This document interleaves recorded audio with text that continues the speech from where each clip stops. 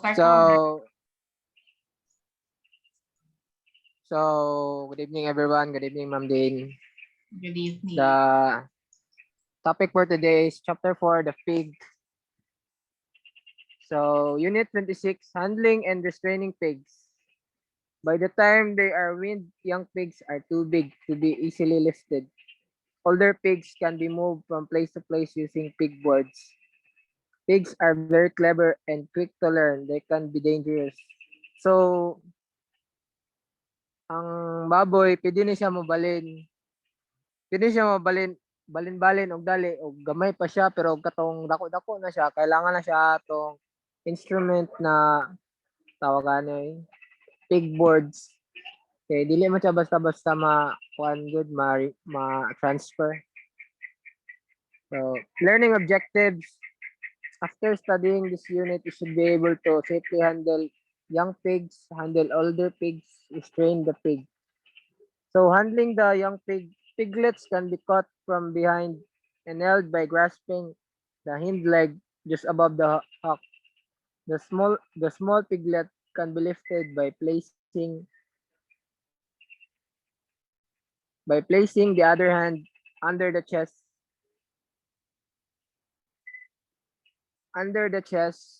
and lifting the animal. When holding the piglet, always support the weight against you. By the time the piglet is weaned, it will be too heavy to lift. So unahon din na yung likod pag mag-alsa ka og piglet Wait nga, son. Wala na lang ko nakakataas sa screen. wala na ma'am. Sige daw. Balik to share.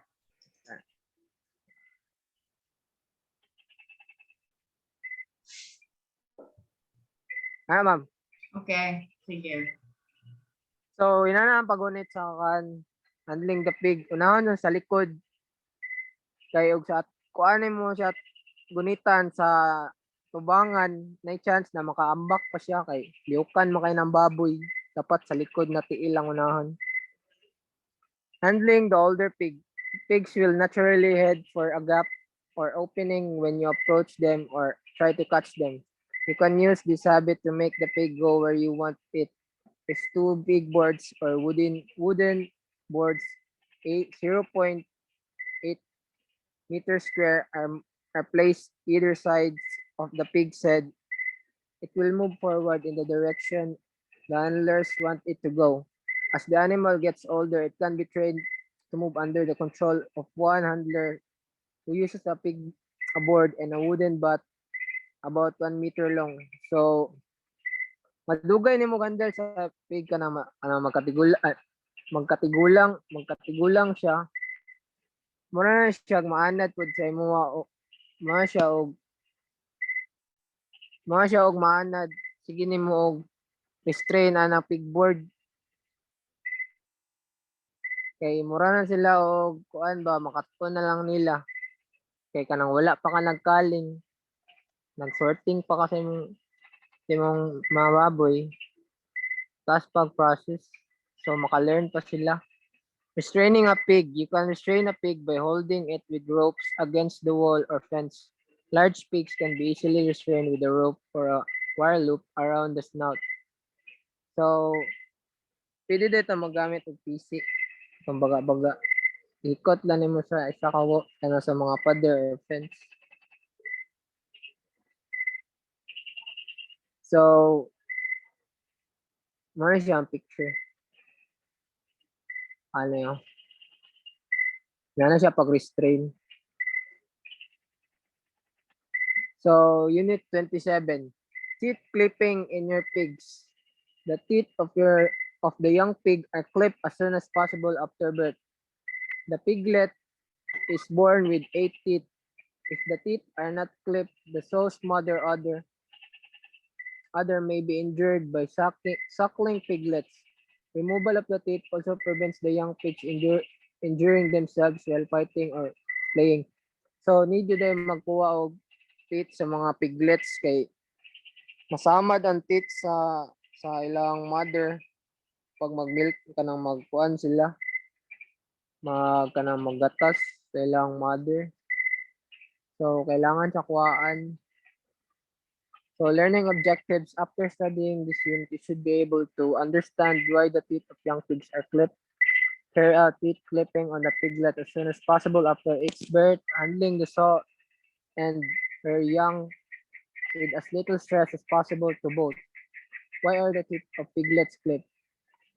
Piglets bite the saw mother in their fight to get hold of one of her teeth and suckle.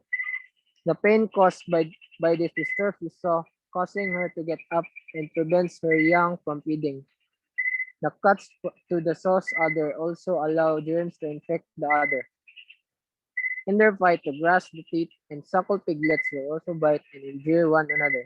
The simple practice of clipping the teeth as soon as possible after birth prevents these problems.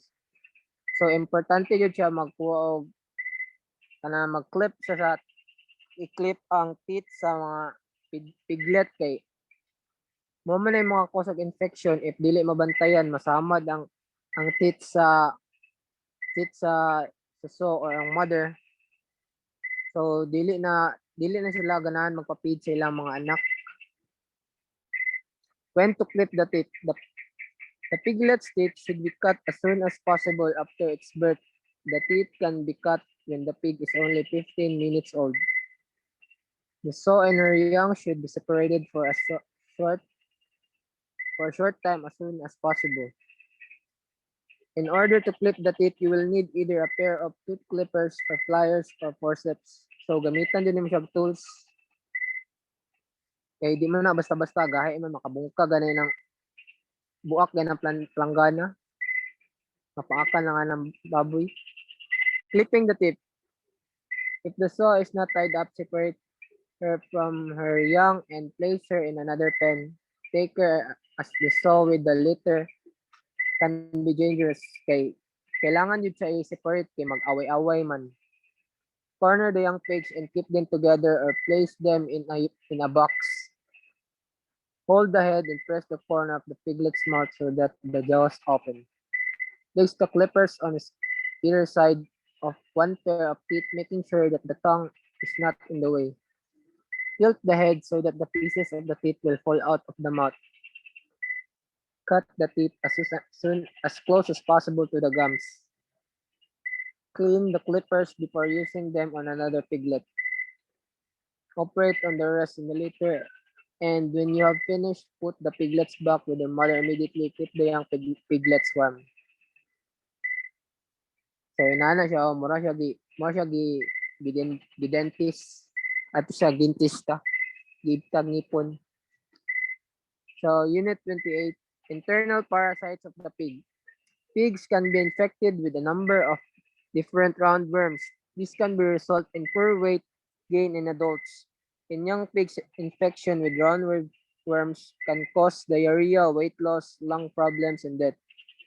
Worms from pigs can cause disease in humans. So dapat dili jud ta mamalit og mga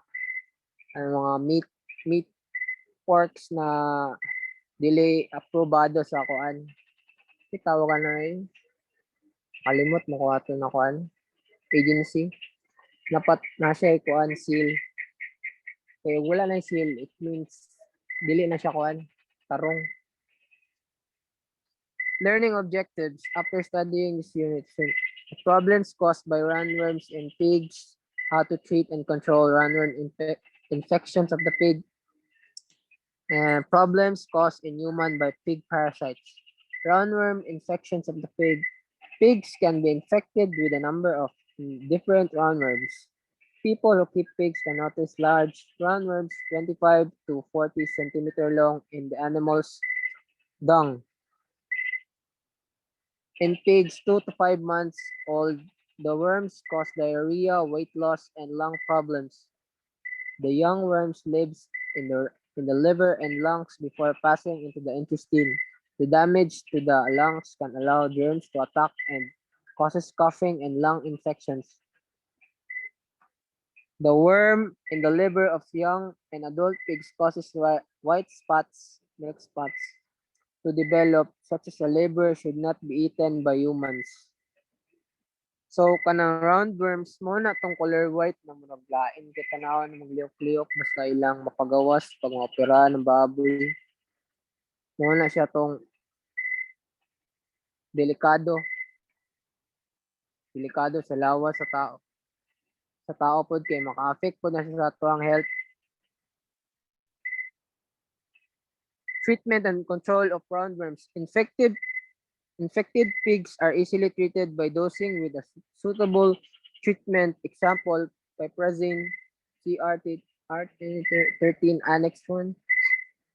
The pregnant sow should be treated before giving birth or she will pass on infection to her litter. One female worm will produce 1,000,000 eggs a day, which pass out in the dung.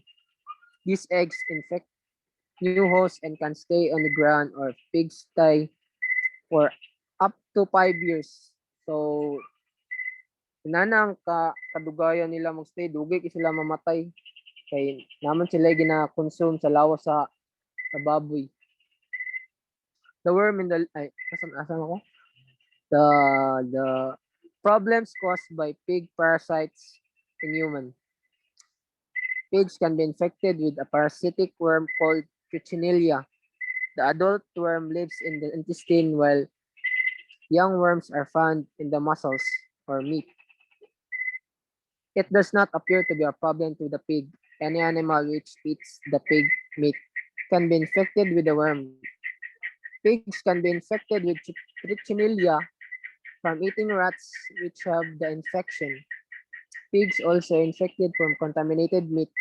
So all meat fed to the animals, example in swill, should be thoroughly cooked. Pure cooking of pork will also kill the worm. If humans eat undercooked pig meat from an animal infected with this parasite, they will become infected too. If a pig is left to wander around, it may eat plants contaminated with human feces. Feces? Napadi. In this way, the pig meat can become infected with a tapeworm from humans. If the meat of that pig is not properly cooked, people who eat it can become infected with the pork tapeworm. Example kanang sa mga dinuguan, kailangan din na limpyuhan. Mut ka ng tinai, kailangan din na siya limpyuhan bago iluto. Tapos pagkaluto, lapuan pa din na siya samot para mawala din ang mga bakterya. Unit 29, skin infections of pigs. Pigs can be infected with lice and mange mites. Mange can cause wounds which can become infected and can result in the hide becoming of no use for leather production. Humans can also catch the mange infection. The pig can also be attacked by ticks. So kanang ticks kang kato. Pigs can suffer from erysipelas, diamond skin disease, which causes diamond-shaped discoloration of the skin. So, learning objectives, recognize mange and lice infections of the pigs, know how to control and treat mange and lice infections of the pig, recognize erysipelas in pigs, know how to control and treat tick infections of pigs. Mange in pigs. Mange is caused by infection with mites and results in thickening and crusting of the skin. The activity of the mites burrowing into the skin makes the pig scratch, and the wounds caused can become infected with germs. Mange occurs around the head, ears, legs, and tail, but will spread over the body if not treated. Mange is controlled by spraying, dipping, or painting the infected areas with a suitable preparation. The pen and the shelter should also be thoroughly cleaned up and washed down. Treatment should be repeated after 2 weeks. After working with mange pigs, wash your hands thoroughly and wash clothing too. If you have a mange problem in your community which you cannot stop, you need to ask the veterinary advice. To identify the mite causing the problem, the veterinarian will need skin scrapings from infected animals. Identifying the mite what treatment you should use. So kailangan siya og hygiene para dili gid siya magkahugaw-hugaw inyong inyong pen or kanang puy-anan sa inyong baboy. Kailangan ni siya inlan permente.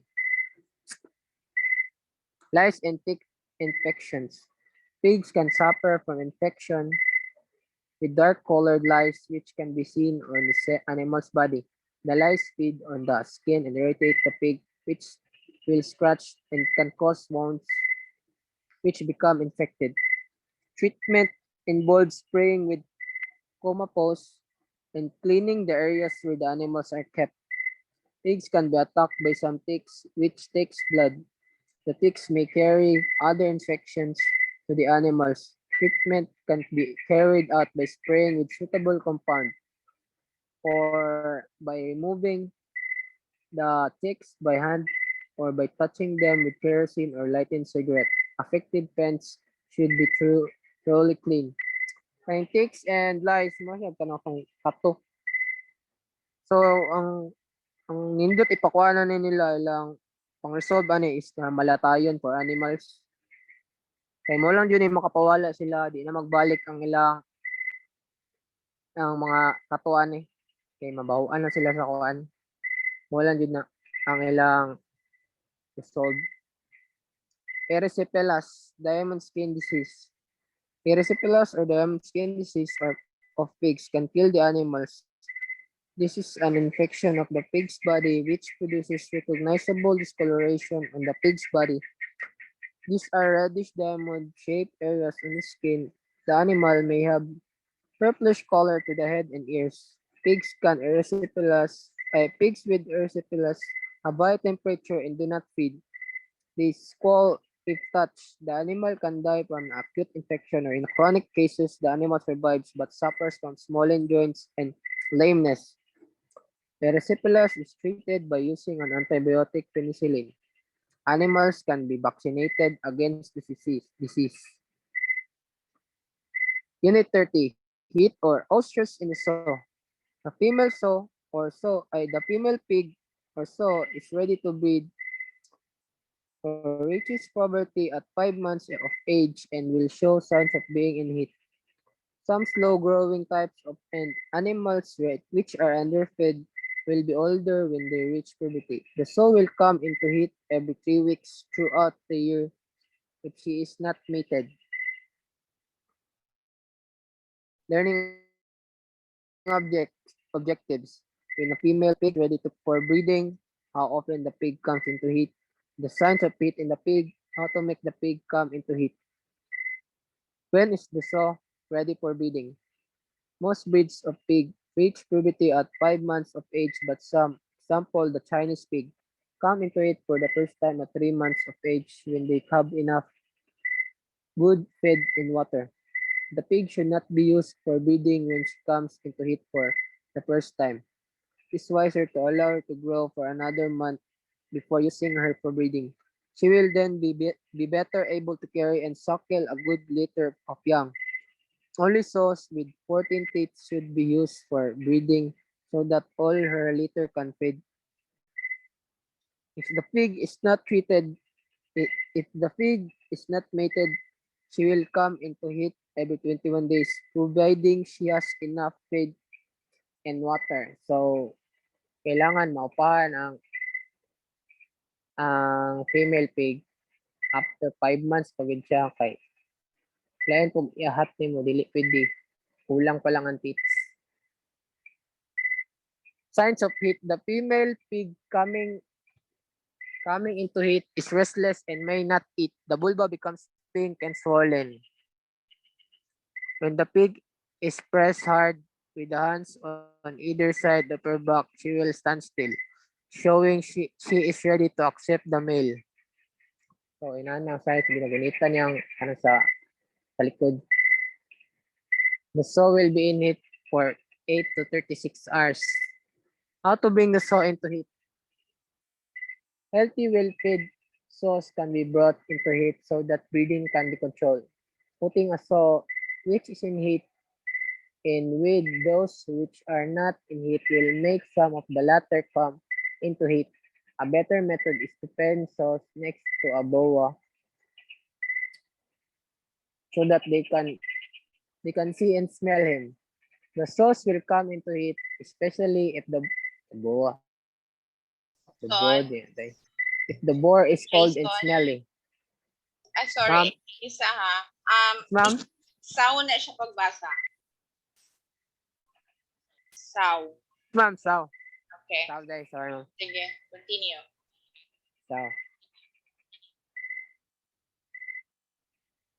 Remember that failure to come into it can be the result of poor or too little fed for a health problem in the sow. So unit 13, pregnancy and farrowing or giving birth. Pregnancy lasts for 3 months, 3 weeks, and 3 days. A well-fed sow will produce at least 10 piglets or litter from each pregnancy and may have 2 litters each year. Learning object recognize when the sow is about to farrow. Recognize normal farrowing. Recognize when the sow is problems and be able to assist. Care of the pregnant sow. If the sow shows no sign of being in heat 3 weeks after mating, she is pregnant. The pregnancy will last about 3 months, 3 weeks, and 3 days. So, 333, more na yun ang duman. During the pregnancy, the sow will need plenty of feed high in nutrients and will especially need more feed towards the end of the pregnancy. She should be given some fed high in nutrient, example, grain and green stuffs every day. So, kailangan siyang mga gulay-gulay, feeds na pang kuan siya, pang energize siya. O kailangan mga supplements, need to the mga supplements. Giving the sow access to clean soil or grass with roots from land where no pigs have been kept will allow her to get the minerals she needs.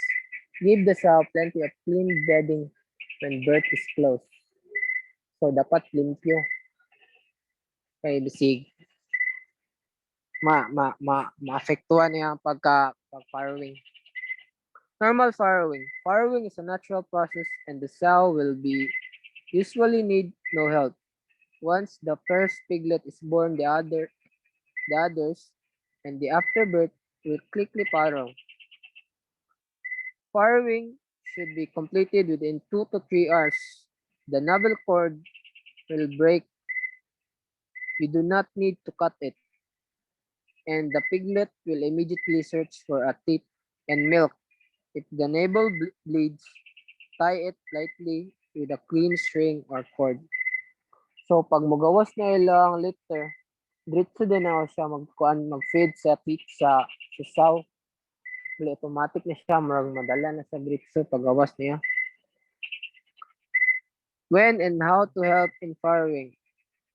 If the sow shows all the signs of farrowing but she has not produced a piglet and is pawing with a hind leg, or if 45 minutes has passed since the first piglet appeared and there is no sign of the second, you will have to help the sow. So wash your hands and arms with warm water and soap and scrub under your fingernails. Wash the region of the vulva. Make your hands soapy and put olive or sunflower oil in your hands. Put your hand into the vagina and feel for the piglet or matter causing the blockage and try to remove it. Clear the piglet's mouth and nose of mucus, and if it's not breathing, you can slap it to encourage it to breathe. Gently rub the piglet dry and put its mouth on a tip. So, sagpaon daw, pag sagpaon siya, pag dili siya, makatarong og hinga, para makamata siya, makapokus siya sa pagpaanak. So, unit 32, care of the sow and piglet. A healthy, well-fed sow will be able to rear at least 20 piglets each year. If the sow has too many piglets to feed, or if a sow dies, the young can be fostered or hand-reared. So, pwede siya mapadako sa lain pagkuan. Kanang lain na sow pagkuan. Learning objectives. Know if the sow is a good mother. Judge if the piglets are feeding well. Know how to foster pigs. Know how to handle piglets. How good a mother is the sow? A sow should have at least 14 teats, which should be long and thin enough for the piglet to grasp. Each piglet suckles from its own teat, feeding every hour. The firstborn and stronger piglets use the teats nearest the sow's head, which produce most milk. As a sow gets older and has more the teats, litters,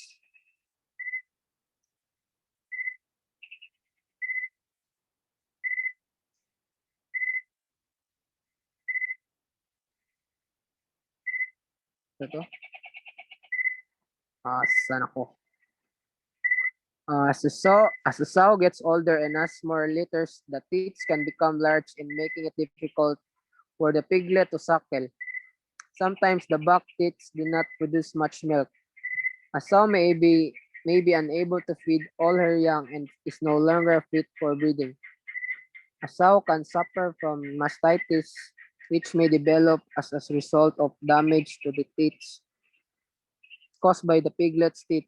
Clipping the teeth of the piglet prevents cuts of the teats.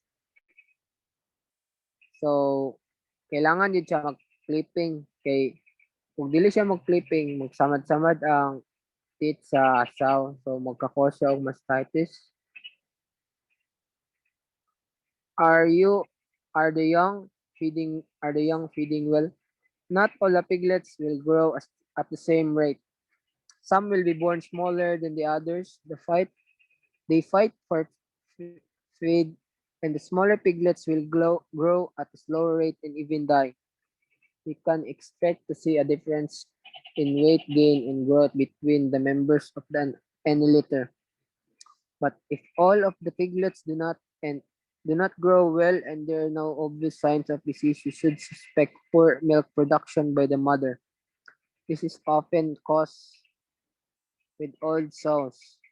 It can become necessary to foster the piglets. Example, put them with a different sow for breeding. So, old sow na siya, kailangan na ibalin ang mga piglet sa lain sow, para dito siya magkuan o i-fostered siya or lagi fostered ang tawag.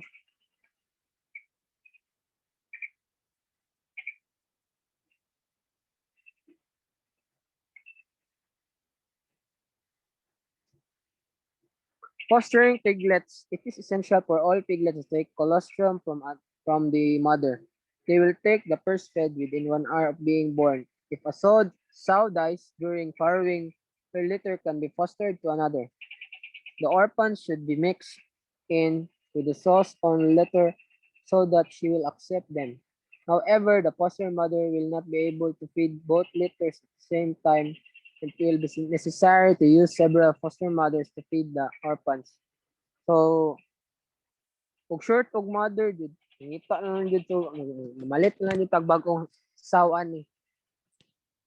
Kay 14 teeth lang makaya sa makere sa isa ka sa mother sow. Hand rearing piglets. A sow may die and there is no foster mother available. The litter can be reared by hand feeding. To hand rear a litter, the following will be needed: feeding bottles and teats or nipples with which are thoroughly cleaned between each feeding, clean dry box containing clean bedding for the newborn piglets which can keep in a warm place. Regular feeds must be given at intervals of 1 to 2 hours. Cow's colostrum is the best substitute for the sow's colostrum, and after 3 to 4 days, the piglets can be given milk. Unit 33, castrating piglets. So castration or removal of testicles is carried out on the male pig, which is not needed for breeding. The blood vessel to the testicle is cut straight through, or pulled. Heavy bleeding can occur. Bleeding is reduced by scraping the twisted blood vessel and with a knife until it's cut through. Castrated animals are quieter and easy to handle. The castrated animal is fatter and produces meat which does not have a strong smell. So kani mga pang-castrate na pig is for culling ni siya. Culling, pang-ihaw, kay di naman sila need for breeding. So, learning objectives, why male pigs are castrated, when is castration carried out, how to restrain pigs for castration, how to castrate animals. Why are pigs Jason. castrated? Hello, Jason. Yes, ma'am. It's Yes, ma'am. it's 1 minute left. So maybe continue na lang nimo ang unit 33 next meeting sa castration. Yes, ma'am. Sige, ma'am. Okay, thank you, Jason. Thank you, ma'am. Do you have any questions regarding this chapter on pig? Although hindi pa tayo finished nung kay Kier na report on ruminant animals. So since he cannot join us, so we proceeded with pig or sow. So from from pregnancy hanggang taking care of your piglets hanggang panganak. So do you have any questions? But we are less than a minute. Wala, ma'am. Wala.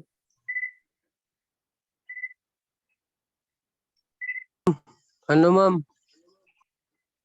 Yes, Lance. Katong mange, ma'am ba? Mange ba to, ma'am? Katong skin infection ba to? Murag sa mite to. Ang mange ba to? So, sa mite or somewhat like puto, mange